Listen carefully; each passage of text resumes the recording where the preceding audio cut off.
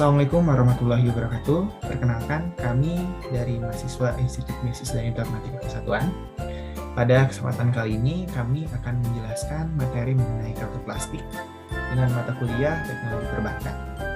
Dengan saya, Muhammad Alwi Akbar, serta teman-teman saya, yaitu Rania Septiani, Rania Nabila Dintari, Christine Inta Ginting, serta Rika Maulida. Oke, baik. Pertama-tama, saya akan menjelaskan mengenai kartu plastik. Sejak terbitnya SK Menteri Keuangan nomor 1251 garis miring KMK titik 013 garis miring 1988 tanggal 20 Desember 1988, penggunaan kartu plastik di Indonesia semakin meluas. Kartu plastik merupakan pengganti alat pembayaran yang sangat kritis sehingga diminati masyarakat yang berpenghasilan cukup atau kalangan menengah atas.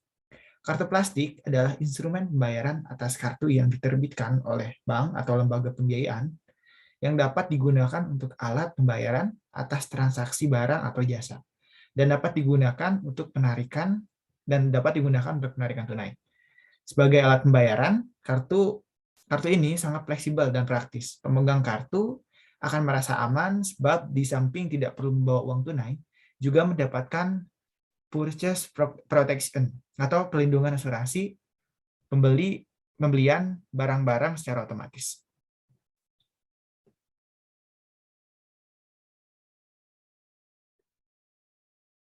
Nama saya Rania Septiani, NPM 2110167. Di sini saya akan menjelaskan tentang jenis kartu plastik berdasarkan fungsinya.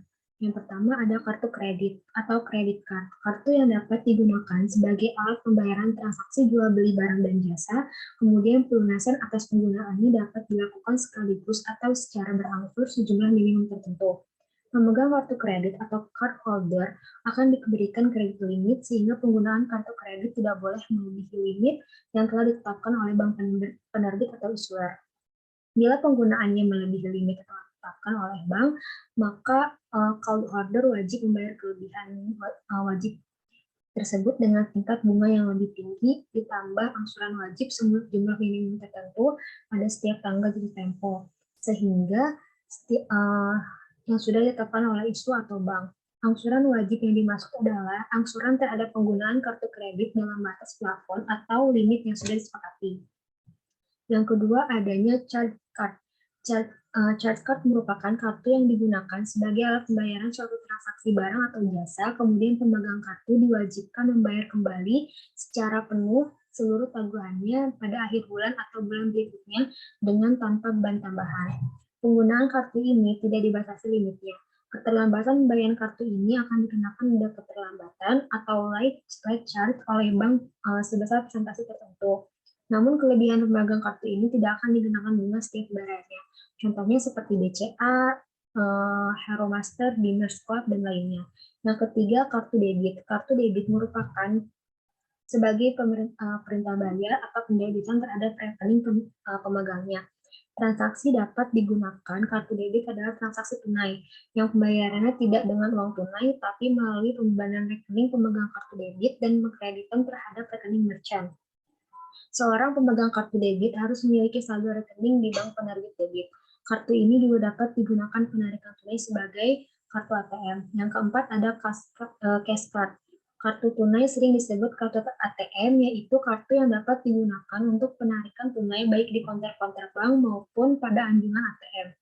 Seorang pemegang kartu ATM harus memiliki rekening tabungan di bank. Penarikannya hanya bisa dilakukan bila saldo yang dimiliki mencukupi untuk ditarik. Yang kelima ada cek guarantee card, merupakan kartu yang dapat digunakan sebagai jaminan dalam menarikan cek oleh pemegang kartu tersebut. Terima kasih.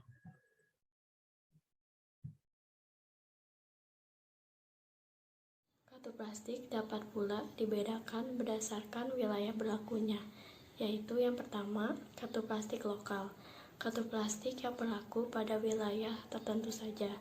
Contoh dari kartu plastik lokal ini adalah kartu ATM Bank Muamalat Indonesia. Yang kedua itu ada kartu plastik internasional, yaitu kartu plastik yang berlaku dan dapat digunakan di seluruh dunia. Contoh dari kartu plastik internasional ini ada Visa, American Express, Mastercard, dan lain-lain. Manfaat utama dari kartu plastik. Yang pertama itu memberi kemudahan. Kartu kredit dan debit menawarkan kemudahan belanja tanpa perlu membawa uang tunai dan cek, dan juga tidak perlu identifikasi tambahan. Yang kedua itu ada keamanan. Jika kehilangan kartu kredit atau debit, segera laporkan kepada bank penerbit, karena agar kartu terhindar dari segala bentuk penyalahgunaan kartu. Yang ketiga, berlaku di seluruh negara. Beberapa kartu kredit diterima di lebih dari 20 juta lokasi usaha di seluruh dunia. Bandingkan dengan cek pribadi. Jika butuh dana tunai, maka bisa diambil di ATM atau bank di seluruh dunia yang menerima kartu debit atau kredit. Yang keempat, fleksibilitas. Dengan kartu kredit ataupun debit, barang yang diinginkan dapat dibeli dan membayarnya sesuai dengan rencana pengeluaran pribadi. Yang kelima, membuat anggaran lebih mudah. Dengan kartu kredit maupun debit, seseorang dapat membiayai sesuatu pembelian yang cukup mahal dan melunasinya mengikuti jadwal yang sesuai dengan anggaran. Manfaat yang terakhir yaitu banyak kartu kredit menawarkan potongan harga, cashback, cicilan 0%, atau manfaat tambahan lainnya yang lebih menarik dibandingkan dengan pembiayaan melalui uang tunai. Sedangkan untuk fungsi kartu plastik itu sendiri yaitu untuk digunakan sebagai alat pembayaran transaksi jual beli barang dan jasa. Kemudian pelunasannya atas penggunaannya dapat dilakukan sekaligus atau secara angsuran sejumlah minimum tertentu.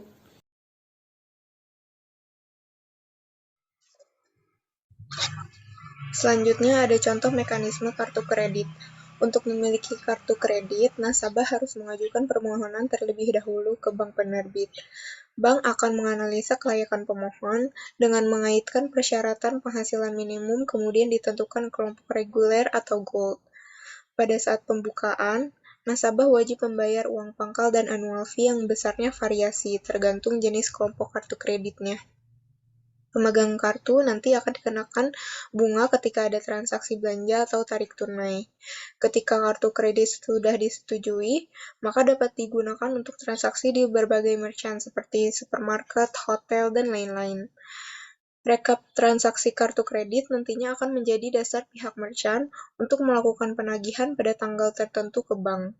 Nantinya, pihak bank langsung membayarkan tagihan tersebut dengan mengkreditkan rekening pihak merchant dan mendebit pihak pemegang kartu.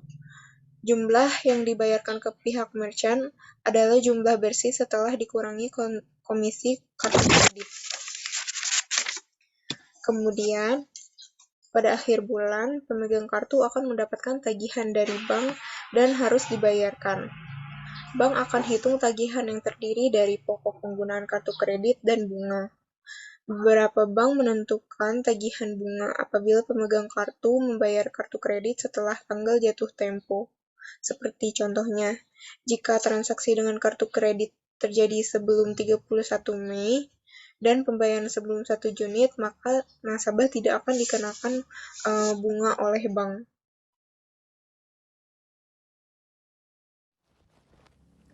Selanjutnya, mekanisme transaksi kartu kredit tanpa acquirer akan dilanjutkan oleh saya, Christine Ginting. Mekanisme transaksi kartu kredit tanpa acquirer itu yang pertama itu perjanjian antara bank penerbit dengan pihak merchant mengenai pengguna kartu kredit yang diterbitkan oleh bank yang bersangkutan. Kedua itu kartu kredit disetujui dan cardholder setuju dengan segala ketentuan kartu kredit yang berlaku di bank yang bersangkutan. Cardholder ini diberikan kartu kredit. Yang ketiga itu cardholder melakukan transaksi dengan merchant, misalnya membeli barang atau membeli jasa hotel dan sebagainya. Cardholder ini membayar kepada merchant atas pembelian barang dan jasa dengan menunjukkan kartu kredit dan menandatangani slip atau langsung di layar. Merchant menyerahkan barang atau memberikan jasa kepada cardholder, lalu merchant akan melakukan tagihan kepada bank tersebut.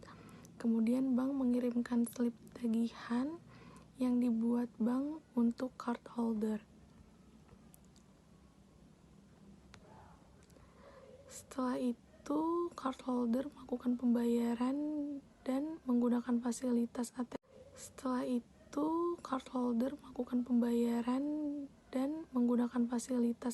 Atau pendebetan giro tabungan secara langsung atau secara tunai. Kemudian diskon diberikan kepada merchant. Pihak acquirer adalah pihak yang melakukan penagihan dan pembayaran antar bank penerbit dan merchant. Dalam hal kartu kredit dilakukan secara franchise. Dalam transaksi seperti ini, antara pihak bank dengan acquirer berbagi komisi atau diskon. Pihak merchant akan melakukan penagihan kepada acquirer sebesar nilai bersih, yaitu nilai penggunaan kartu kredit dipotong diskon yang telah disepakati merchant dan insurer. Yang kedua itu ada mekanisme transaksi kartu kredit dengan melibatkan acquirer. Transaksi ini